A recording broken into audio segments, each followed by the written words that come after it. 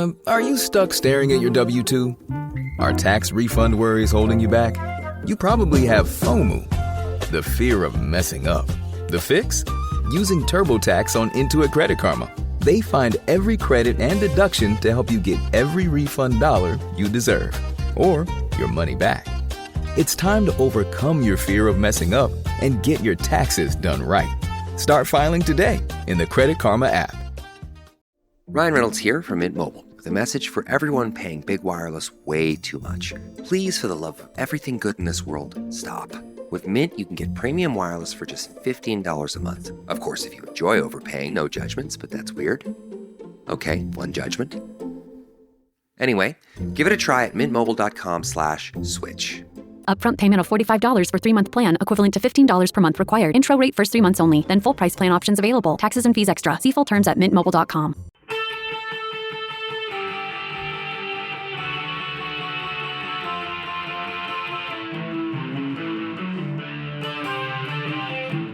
This is the Daily Blast from the New Republic, produced and presented by the DSR Network.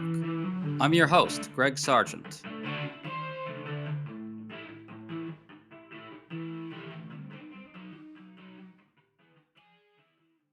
NBC News is reporting that Donald Trump gets his updates on the Iran war in video form.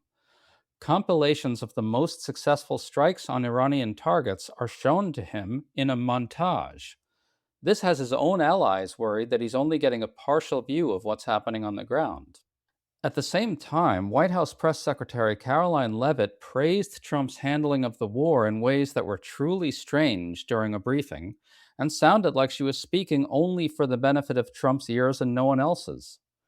Which got us thinking, this is just not at all how a president and a White House should be conducting themselves at such a moment. We're at the point where we've forgotten what basic leadership should even look like. So we're talking to Emily Horn, a veteran of the National Security Council and State Department, to get a sense of why all this is so deeply abnormal and what we should be demanding instead. Emily, great to have you on. Thanks, Greg.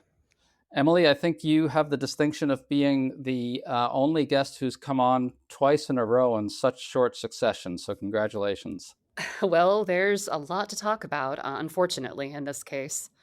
Well, you're perfect for this topic, so let's get into it. We just learned that Donald Trump made some sort of offer to the Iranians in hopes of getting a ceasefire, some sort of 15-point plan, but Iran has rejected Trump's offer. There do appear to be some sort of back-channel talks going on, but it's unclear who's talking to whom. What does seem clear is that Trump really wants to get out of this, but that's turning out to be really hard. Emily, can you bring us up to date on where the war stands and explain why it's hard for Trump to find a way out? So you said a word in that summary, unclear, that unfortunately is, I think, the perfect word to describe the current state of play. One of the things that makes this a very difficult situation for the American public to try to understand is that, frankly, we cannot trust the information that the White House and the Pentagon are putting out about this war. So when President Trump says that the Iranians have agreed to talk and the Iranians say they haven't, it's really difficult to know who is telling the truth. And as an American, that really alarms me that I have to acknowledge that I never trust what the Iranians are saying. I can't trust what the commander-in-chief is saying here either. That's pretty alarming for all of us. We still don't have a consistent definition of what success looks like. We still don't have a consistent explanation for why whatever the U.S. aims are, they appear to be very different from those of the Israeli government. We still don't have a description of what a diplomatic off-ramp could even look like. So there's just so much that we don't know, and that we have never really known about what this war is about or why we're undertaking it at this particular moment. I think a good question for reporters to be asking when they're in those briefing rooms and a press secretary or a spokesperson says victory is nigh or success is at hand is, okay, well, remind me, what is your definition of success? What does victory look like according to this administration? And how will you know when you have achieved those objectives? Don't just give them the easy win of declaring mission accomplished. Let's listen to White House Press Secretary Caroline Leavitt for a bit. Here she is after being asked whether Trump will be able to get our allies behind whatever he negotiates with Iran or whatever the outcome is at the end of the day. I think the president has shown that he is absolutely the leader of the free world, the head of the most powerful military in the world, and in various examples, so the 12-day war between Iran and Israel, the ceasefire between Israel and Gaza, the president has shown a very unique skill at getting our allies to get on board with what's in the best interest of the United States, but also the world. Emily, this is extremely strange. Everyone in that room, except for maybe the hand-picked Trump propagandists, knows full well that Trump alienated our allies extremely badly in the run-up to the war, and that he's been unable to get them on board to help reopen the Strait of Hormuz. Yet she just goes full cult right in their faces. What did you make of that? I'm not surprised. This has always been the administration's MO, to just willfully assert their definition of reality and wait for others to react to it. These reporters in these briefing rooms have an opportunity to say directly to Caroline Leavitt's face, directly to any spokesperson, what is your evidence for that? Or why should we believe what you're saying? They have the opportunity to challenge this administration directly, and it would be doing a great public service for all of those who don't have that opportunity if they would be willing to be a little more pointed and a little bit more intentional in actually asking for backup when someone asserts that the sky isn't blue, it's red, or that the Pope isn't Catholic today because we say so. Well, let's just clarify what the truth is for people. Trump isn't actually good at getting our allies together, is he? I mean, he's very good at getting our allies together in so far as they would be acting in coordination to not do what he's asking them to do, as we saw when he tried to get our allies and partners together to support military action that would reopen the Strait of Hormuz. And everyone politely said, no, thank you, we will not be doing that. So perversely, yeah, he's kind of great at getting our allies together, just not necessarily in service of whatever he happens to define as victory that day. Yes, well, that is certainly true. So let's listen to a bit more of Levitt. Here she is saying that whatever Trump says is true by definition. Look, if you've heard it from the president of the United States, obviously it's true. And here's Levitt talking about what'll happen to Iran if, well, things don't go the way Trump wants them to. But the president's preference is always peace. There does not need to be any more death and destruction. But if Iran fails to accept the reality of the current moment, if they fail to understand that they have been defeated militarily and will continue to be, President Trump will ensure they are hit harder than they have ever been hit before. President Trump does not bluff, and he is prepared to unleash hell.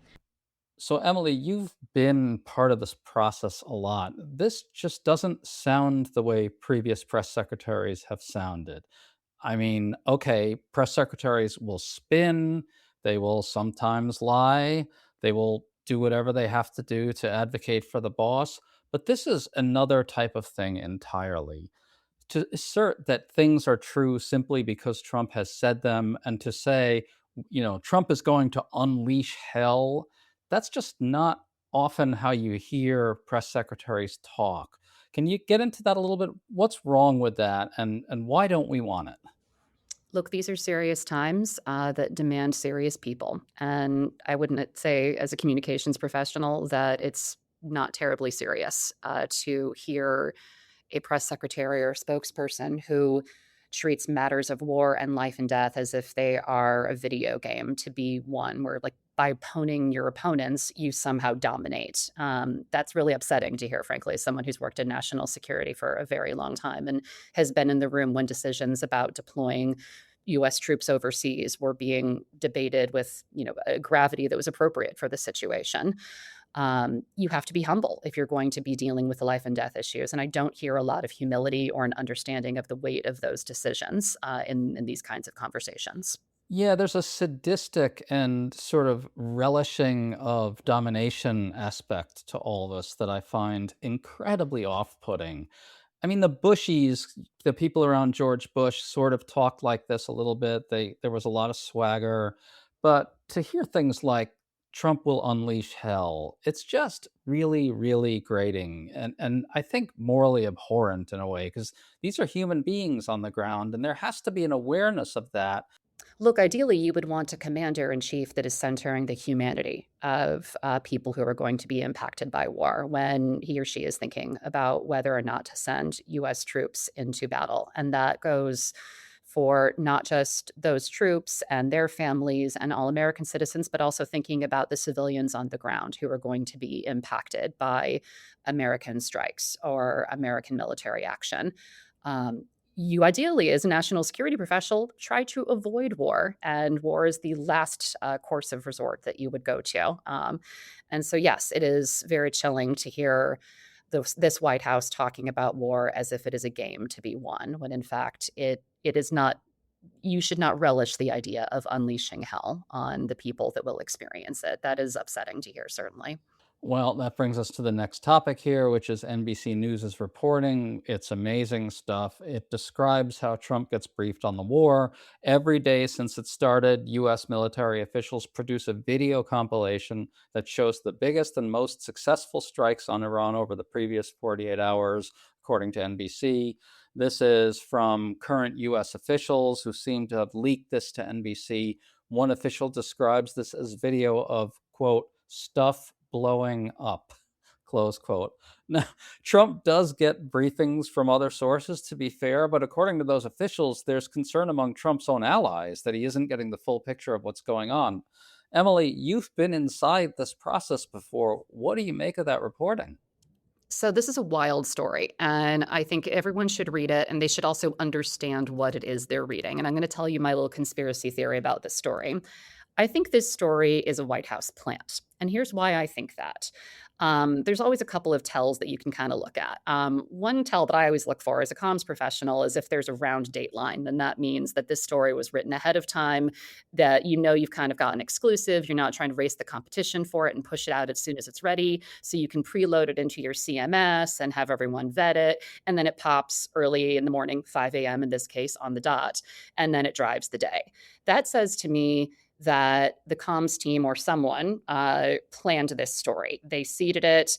You've got multiple sources, both current and former, who are all singing from the same sheet of music, which says to me, again, this is coordinated. This is a plan. So what does that tell us? That tells us that even though this is a story that on a casual read looks kind of embarrassing for the president and is, I think, being treated as such on social media, like this, the president of the United States needs a greatest hits compilation of CENTCOM strikes in order to understand how the war is going. Like, I understand that reaction, but to be clear, there's a deeper message that I think they want planted in people's minds, which is that this White House is now creating excuses for why the war is not going well and why the American people do not approve of this war. And one of the excuses that they are creating is, well, the president of the United States is not being fed good information by his military. That is what they are trying to plant with this story, if, as I suspect, this is a planted story. They're trying to create a paper trail and a narrative that says this is going badly, not because Donald Trump made terrible decisions, but because his military leadership is not being honest with him about what is happening. To stay up to date on all the news that you need to know, there's no better place than right here on the DSR network. And there's no better way to enjoy the DSR network than by becoming a member. Members enjoy an ad-free listening experience, access to our Discord community, exclusive content, early episode access, and more. Use code DSR26 for a 25% off discount on sign-up at thedsrnetwork.com. That's code DSR26 at thedsrnetwork.com/buy. Thank you, and enjoy the show.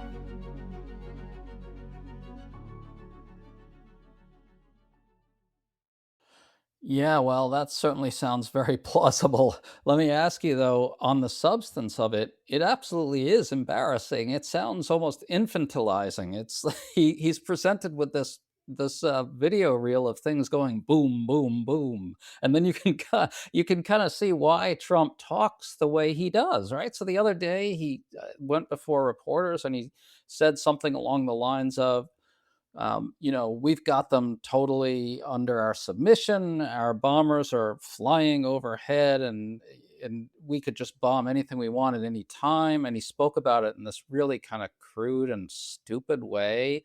But when you realize that he's getting fed video of things going boom, then you realize why he talks that way about what's going on. I mean, it is extremely humiliating, don't you think? I mean, there's a lot there that we could unpack, and I am not a therapist, so perhaps there are some roads we should not go down. Again, though, what I will say is, when you are the president of the United States, you do live in a bubble. You are reliant on your staff to bring you information and to tell you the truth of what is happening. And if this president is not getting good information from his team, then that is a problem. And as Americans, we should all be concerned about that. Even if you don't agree with the decisions that the president is making, you still want them to be informed and to have the information that they need to make better decisions. So if that's not happening, then yes, that is a problem. That said, you do not need a CIA briefer to tell you that this war is not going well, that it is not an unalloyed success, and that it is not just things going boom. You can look at your phone, which we know the president does a lot. You could talk to reporters, which we know the president does a lot. You could turn on the television, and even if you watch only Fox News, as we know the president does, you would still see things like the news out of the Strait of Hormuz being shut for now well over a week. You would see reporting on gas prices soaring. You would see reporting on allies saying, no, thank you. We will not be participating in this war with boots on the ground, Mr. President. You do not need bespoke intelligence information to understand reality. And so, again, what I see here is just as yesterday the president started to point the finger at Secretary Hegseth and say that, you, Pete, you were the one who first started this. I see them starting to cast about for whose fault this really is and laying the predicate for the buck stops anywhere but with the commander in chief.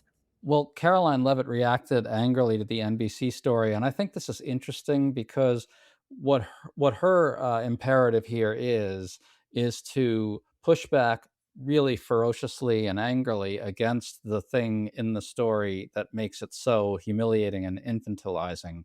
So she said it was false, and she added this quote. He actively seeks and solicits the opinions of everyone in the room and expects full-throated honesty from all of his top advisors, close quote.